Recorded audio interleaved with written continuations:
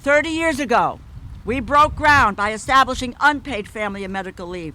So today, let us break ground again and make it paid leave for all.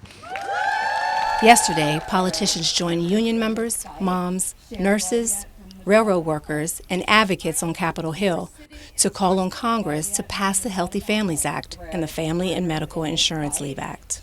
The idea that the richest country in the history of the world cannot guarantee paid leave for its workers is an international embarrassment. Today is the time to end that embarrassment, and that is why I'm proud to introduce with some of my great colleagues right here the Healthy Families Act, which would guarantee 7 days of paid sick leave to workers in our country, and a proud co-sponsor, Senator Gillibrand's legislation to guarantee 12 weeks of paid family and medical leave is going to be brought up as well. One by one, women took to the mic to share their stories on how not having access to paid sick leave risked their health, put a financial burden on their families, and in some cases, lose their jobs.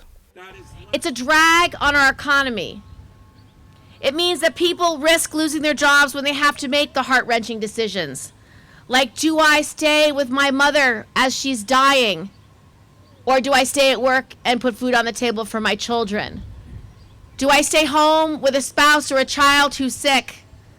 Or do I keep working so they can have the medications they need to treat that sickness? Those are the real life and death choices that families are literally making every day without basic paid leave. It would also protect workers who are dealing with mental illness or recovering from domestic violence. And the bottom line is simple. This is holding our country back in myriads, many ways.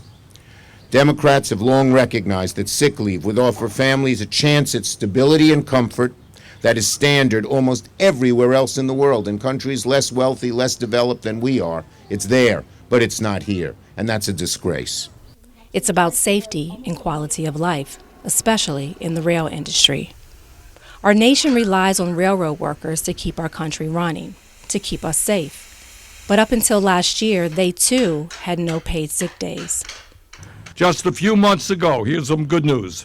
The American people were outraged to learn that rail workers, people who do difficult and dangerous work, were not guaranteed one day of paid sick leave. People all over this country and the unions stood up and fought back, and now 50,000 rail workers are guaranteed up to 7 days. However, this is a negotiated benefit that unions fought hard to get. And while it's a step in the right direction, it still falls short, which means there is more work to do to cover all workers.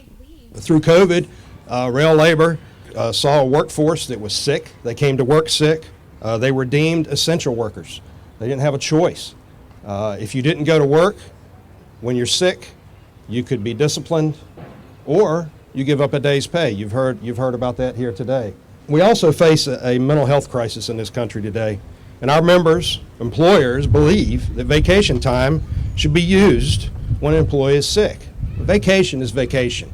That's leisure time. That's time that you earn as an employee to take off and relax and recuperate. The bottom line, paid sick time is critical to workers and their families, employers, and to the economy. The railroads have been trying to figure out how to retain their current workers and to hire new ones. I would say that maybe if you offer some paid sick days, you might get people to stay and maybe actually want to work in the industry again. So brothers and sisters, we've got a lot of work to do to make this Congress start responding to the needs of our children, of our workers, of our parents. Let's go out and do it. Thank you all very much. After the press conference, representatives from various rail unions took to the halls of Congress to discuss the Railway Safety Act and other issues that workers face in the industry. These men and women risk their lives at work every day to keep this country moving. It's the duty of the people seated in this House to keep them safe.